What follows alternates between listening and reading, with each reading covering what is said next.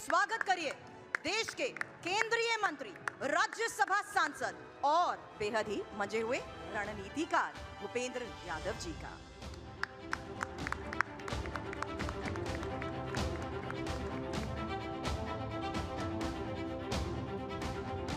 और मैं मॉडरेट करने के लिए गौरव को मंच पर बुलाना चाहूंगी।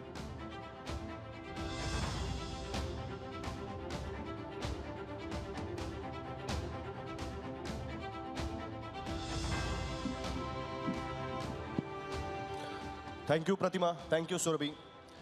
बहुत स्वागत है भूपेंद्र जी आपका TV9 के मंच पे। और इससे पहले कि इस सेशन की शुरुआत हो, एक बार जोरदार तालियों के साथ स्वागत करते हैं केंद्रीय मंत्री भूपेंद्र जी का। और देखिए, इस सेशन का नाम है अब की बार 400 पार, और 400 की बातें बहुत हो रही हैं।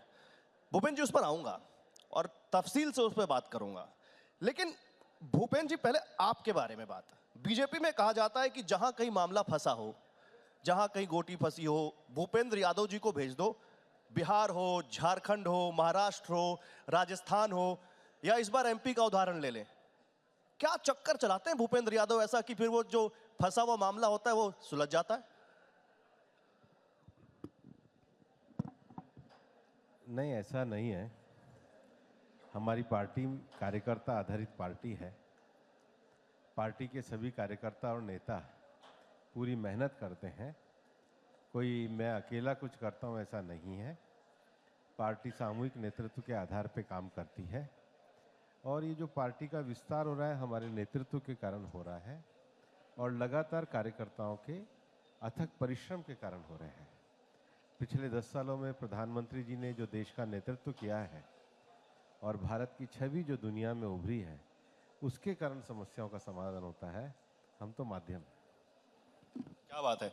लेकिन जैसे अभी आप देख लीजिए, अभी जब MP में आपको इतनी भारी जीत मिली, उसके बाद बीजेपी के कार्यकर्ताओं ने कहा कि मोदी के नाम पर वोट पड़ा। शिवराज सिंह चौहान ने लाडली बहना के कांटे निकाल दिए। आप तो बहुत कुछ देख रहे होंगे, बहुत करीब से आप उस इलेक्शन को देख रहे थे। आप इसका श्रेय किसको देंगे? इस पूरे चुनाव में हमने जो कैंपेन का थीम दिया था वो MP के मन में मोदी था। और पिछले लंबे समय से जो भारतीय जनता पार्टी का राज मध्य प्रदेश में रहा है, उसमें लोगों ने कृषि क्षेत्र में सिंचाई सुविधा का विकास, इंफ्रास्ट्रक्चर का विकास, वहाँ के सांस्कृतिक स्थानों का विकास, ये बहुत अच्छे तरीके से देखा है। अगर आप देखेंगे कि हिंदुस्तान में सबसे साफ शहर कौन सा है तो इंदौर आएगा, भोपाल आएगा। अगर आप देखेंगे हिंदुस्तान में सबसे ज़्यादा पर्यावरण कहाँ बचा है तो MP के टाइगर्स के मामले में सबसे आगे है।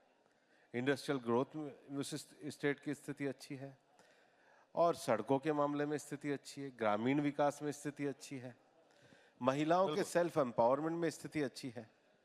तो ये जो पूरा चुनाव था MP के मन में मोदी थीम को लेकर के जो लड़ा गया था, इसको प्रदेश की जनता ने आशीर्वाद दिया, और यही जीत का कारण था। तो मोदी के नाम पे जीत मिली आपको? हाँ, निश्चित रूप से। चलिए थोड़ा कांग्रेस पर आते हैं। आपने MP के बारे में बात की। MP के ही मुख्यमंत्री रह चुके हैं, MP से ही आते हैं, सीनियर लीडर है कांग्रेस के। हम कह रहे हैं अब की बार 400 पार का जो आप टारगेट दे रहे हैं, वो तो कह रहे हैं कि 300, 400, 500 कुछ भी कर लो जब EVM अपनी है। तो वो EVM पर निशाना साध रहे हैं और कह रहे हैं कि EVM से छेड़छाड़ हुई है, हमें मौका दिया जाए तो हम प्रूव कर देंगे। और उनको डर है कि जो 400 का टारगेट है, इसीलिए है कि EVM से छेड़छाड़ हो सकती है 2024 में। तेलंगाना में क्या हुआ? उनकी कैसे सरकार बनी? हिमाचल में उनकी कैसे सरकार बनी? वहां तो बीजेपी सत्ता के अंदर थी। वहां पे क्या हुआ? और अभी बनी है। तो ये हार है तो EVM है, ये कोई तर्क नहीं है। जब कोई आदमी चुनाव हार जाता है तो उसके सारे तर्क खत्म हो जाते हैं। और कांग्रेस तो आज पूरी तरीके से दिशाहीन है। कांग्रेस समाजवाद की ओर जा रही है या पूंजीवाद की ओर जा रही है? कांग्रेस धर्मनिरपेक्षता की ओर जा रही है या कहाँ जा रही है? तो कांग्रेस को नहीं पता है। वो तो सड़क पर है, सड़क पर भी अपनी दिशा तय नहीं कर पा रहे। उत्तर जाएंगे, दक्षिण जाएंगे, पूर्व जाएंगे, पश्चिम जाएंगे। तो जो पार्टी दिशाहीन है तो उसकी बातों में कौन सी आपको लॉजिक नजर आ रहा है? राहुल गांधी भी सड़क पर हैं, भारत जोड़ो न्याय यात्रा निकाल रहे हैं और पूरे देश में कांग्रेस के प्रति और इंडिया के प्रति माहौल बनाने की कोशिश कर रहे हैं। तो उनको स्वागत करना चाहिए। जब 370 समाप्त हुई और भारत जोड़ने का बड़ा काम 70 साल बाद हुआ, तो कांग्रेस को स्वागत करना चाहिए था। वो क्यों नहीं कर रहे? भारत जोड़ने का सबसे बड़ा काम तो यही था कि 370 समाप्त करी। ये काम तो भारतीय जनता पार्टी कर रही है, कांग्रेस कहाँ कर रही है? नहीं, लेकिन हम जब बात कर रहे हैं सड़क पर, तो सड़क पर कांग्रेस पार्टी एक और यात्रा निकालने जा रही है और वो है राम यात्रा। और वो ये कह रहे हैं कि राम मंदिर तो बन गया, राम भक्तों का क्या होगा? राम भक्तों का कुछ नहीं हुआ, इसलिए राम भक्तों के लिए हम यात्रा निकालेंगे। कौन से राम भगत? जिन्होंने, आडवाणी जी ने जब छद्म सेकुलरिज्म की बात उठाई थी तो विरोध किया था। कौन से राम भगत? जिन्होंने मंदिर का विरोध किया था। और कांग्रेस वो राम भगत है जिन्होंने सुप्रीम कोर्ट में एफिडेविट फाइल किया था कि राम का अस्तित्व ही नहीं है। तो अभी तो इनकी भक्ति भी नकली है। तो नकली यात्राओं से देश का कुछ नहीं होने वाला है। देश विकसित भारत की यात्रा पे चल रहा है और वही भारत की 2047 की यात्रा है। प्रधानमंत्री थर्ड टर्म की बात करते हैं, प्रधानमंत्री ने फोर्थ टर्म की भी बात की। मैं ये कह रहा हूं, आज अभी इसी मंच पर जहां आप बैठे हैं, राज्यसभा में कांग्रेस के उपनेता प्रमोद तिवारी जी यहां पर थे, बड़े सीनियर लीडर हैं। जब उनसे पूछा गया राम मंदिर के बारे में, तो उन्होंने कहा कि मैं ब्राह्मण हूं, मैं हिंदू हूं, मैं राम भक्त हूं, लेकिन राम का व्यापारी नहीं हूं। वो बीजेपी को राम का व्यापारी कह के गए। किस आधार पे व्यापारी कह रहे हैं? लॉजिक तो पूछते हैं। मैं तो कोई अपनी जाति नहीं बताता, मैं तो कोई क्लेम और दावे नहीं करता, लेकिन किस आधार पे कह रहे हैं? आप बताओ, उनके कोई आधार बताओ, मैं आपका जवाब दे दूंगा।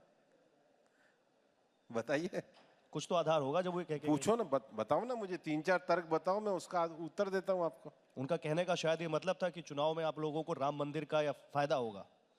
नहीं तो भारतीय जनता पार्टी ने 89 में पालमपुर अधिवेशन में जब अपना प्रस्ताव पास किया था तो कांग्रेस क्या कर रही थी? समस्या जो है पिछले 450 साल थी, उसका एक लॉजिकल कंक्लूजन निकाला तो कांग्रेस क्या कर रही थी? और आज अगर राम राज्य की अवधारणा को लेकर के बीजेपी गरीब कल्याणकारी राज्य कर रही है तो कांग्रेस को क्यों दिक्कत हो रही है?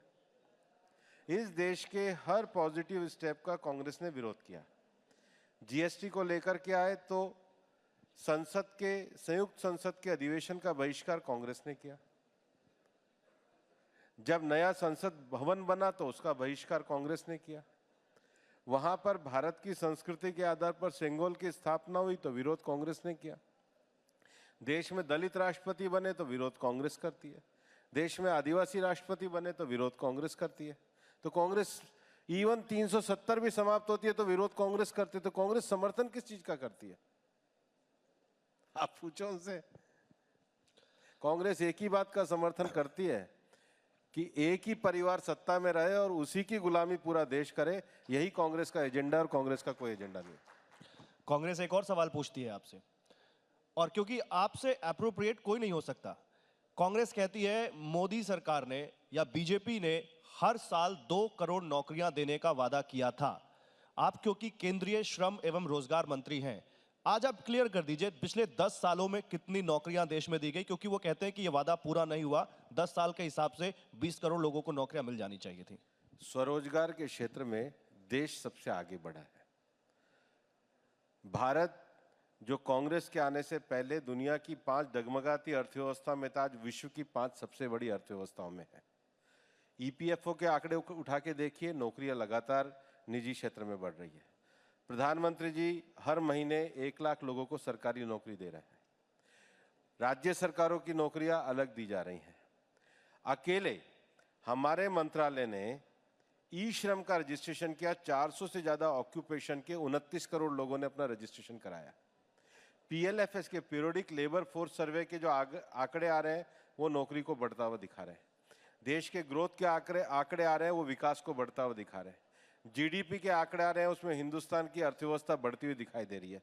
सबको बढ़ते हुए दिखाई दे रहे हैं, कांग्रेस को नहीं दिखाई दे रहे। उसके लिए उन्हीं से पूछो कि उन्होंने चश्मा कौन सा लगा रखा है। भूपेंद्र यादव जी को क्या लगता है, क्यों नहीं दिखाई दे रहा उनको? उनसे पूछो। देश आज विकास के रास्ते पे आगे बढ़ रहा है और इसीलिए देश आने वाले चुनाव के लिए कह रहा है फिर एक बार मोदी सरकार।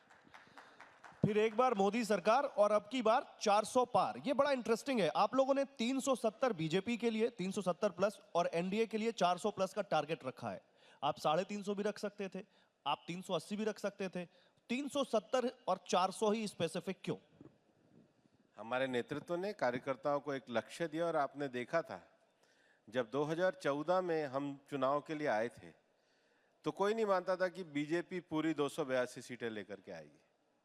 जितना वोट प्रतिशत हम 2014 में लेकर के आए उससे ज्यादा वोट प्रतिशत हम 2019 में लेकर के आए।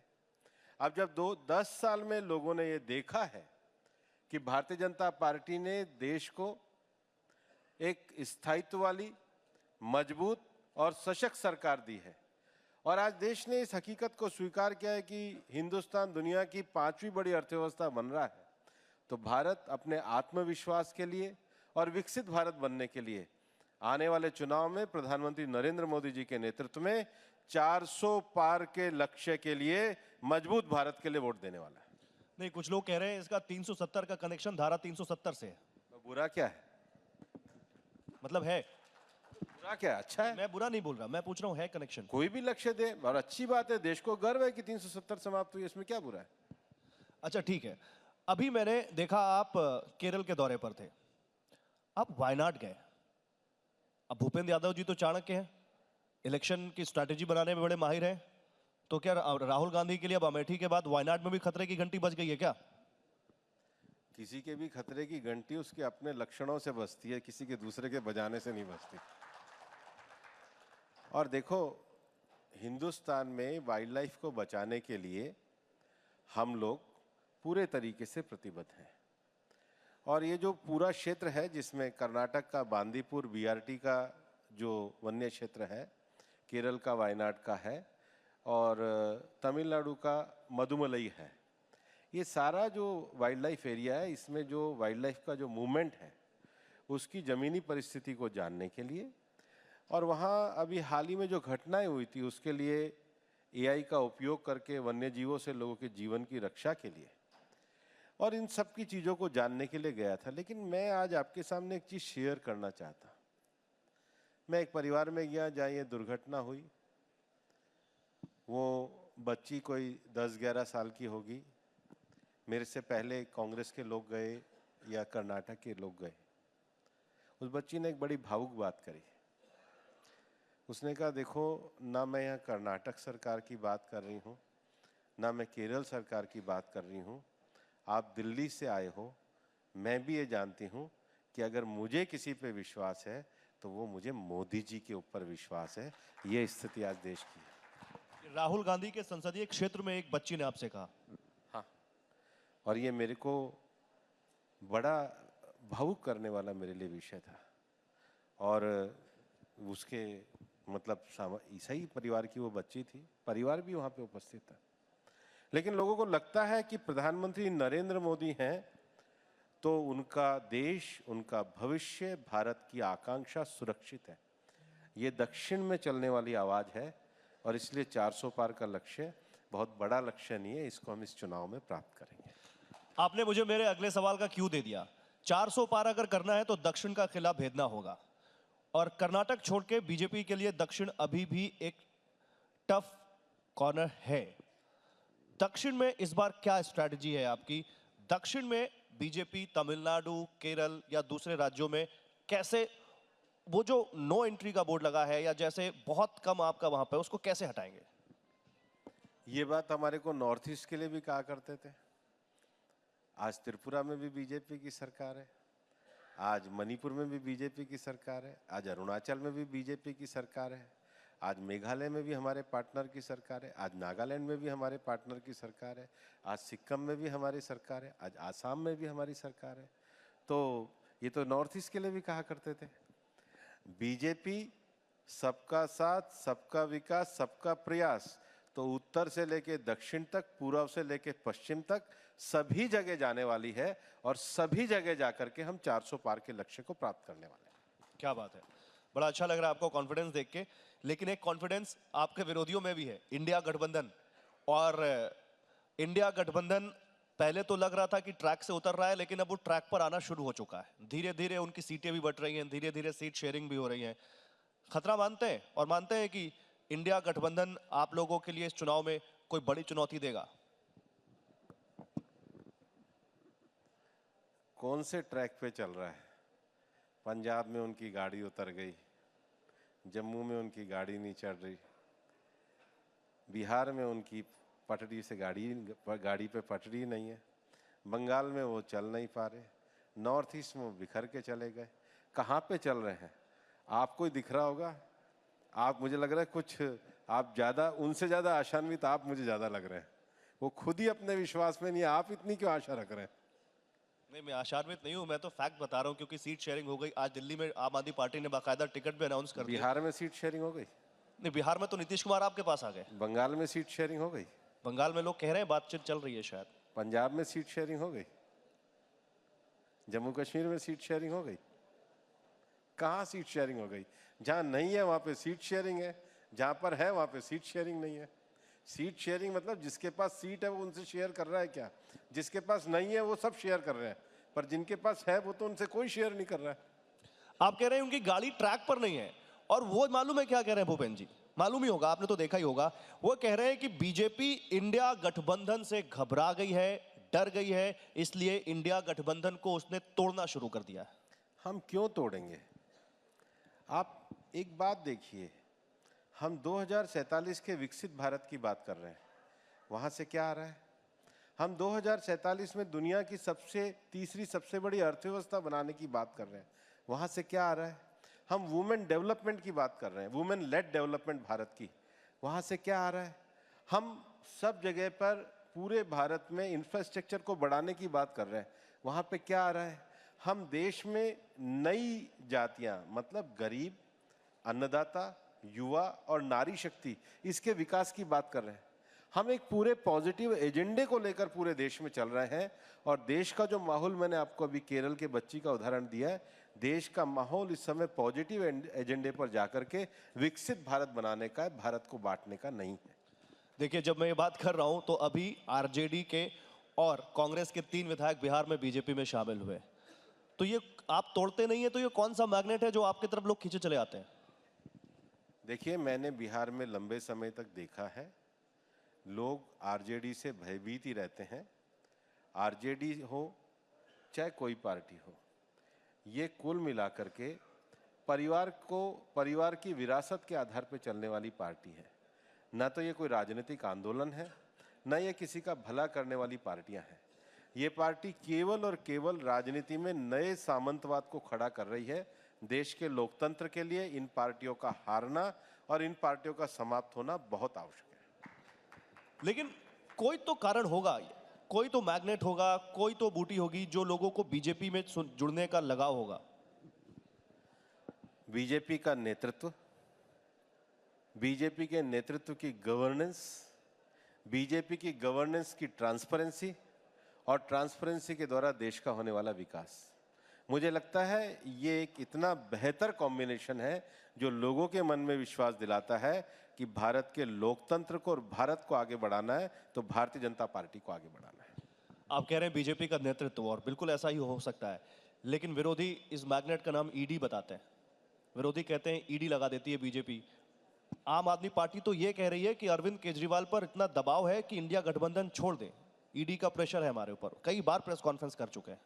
देखिए, अगर कोई भी एजेंसी किसी भी व्यक्ति को बुलाती है तो कानून की सम्मान करने वाला व्यक्ति तो देश के कानून के सामने उपस्थित होता है, न्याय का शासन करने वाला व्यक्ति न्यायालय के सामने उपस्थित होता है। जो दोनों जगह से अनुपस्थित हैं, जो दोनों जगह से गायब हैं, जो कानून का पालन नहीं कर रहे, वो लोगों को किस प्रकार की नैतिकता की बात करने की आदत है? उनसे पूछिए, क्यों नहीं अपीयर होते, क्यों नहीं पेश होते जब कानून के द्वारा आपको बुलाया जाता है? तो क्यों बहाने लिए जाते हैं? वो कहते हैं राजनीति से प्रेरित है समर। हमने तो लिखित जवाब दे दिया, तो जाकर के लेकिन कहते ईडी मानती राजनीति नहीं। से प्रेरित है, कौन मना करेगा? चलो ये बयान दे दो, देते क्यों नहीं है? ऐसे देश का कोई भी कानून, कोई भी व्यक्ति अगर कानून अपने हाथ में लेने लग जाएगा और अपने हिसाब से न्यायालय को चलाने लग जाएगा तो ऐसे तो नहीं चल सकता। सबको मानना पड़ेगा। रूल ऑफ लॉ तो पूरे देश में है, और जो कानून बनाए तो संसद ने पास किए हैं, कोई हमने अपने घर से थोड़ी बना दी। संसद के कानून से पास होकर के जो संस्थाएं बनती हैं उनको सबको जवाब देना चाहिए, यही तरीका है। रूल ऑफ लॉ इसी को ही कहते हैं। ठीक है, राजनीति संभावनाओं का खेल है और आपसे बेहतर कौन जानता है। अगर उद्धव ठाकरे एनडीए में लौटना चाहें तो उनका स्वागत है।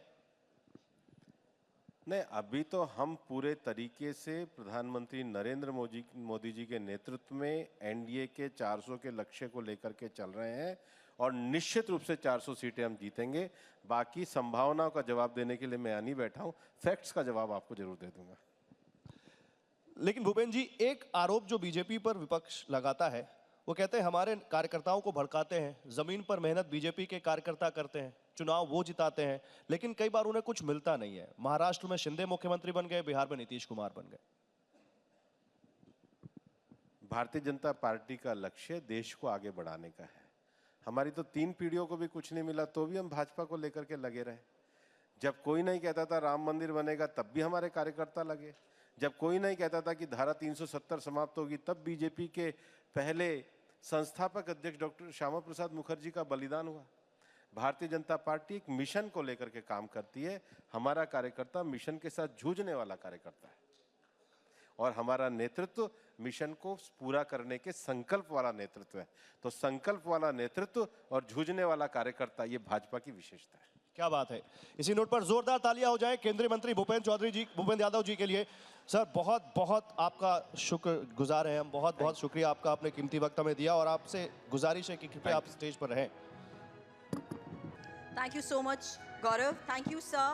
May I please request you to be here in the stage for a minute, because अब मैं अनुरोध करूंगी पूनावाला फिनकॉर्प के एमडी अभय सर से कि वो मंच पर आएं और भूपेंद्र यादव जी को सम्मानित करें। जोरदार तालियां।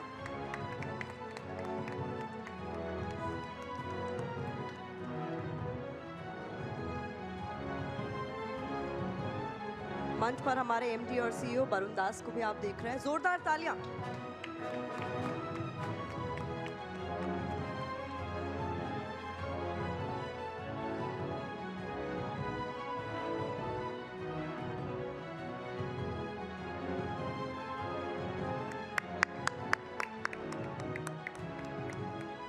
Thank you so much, sir.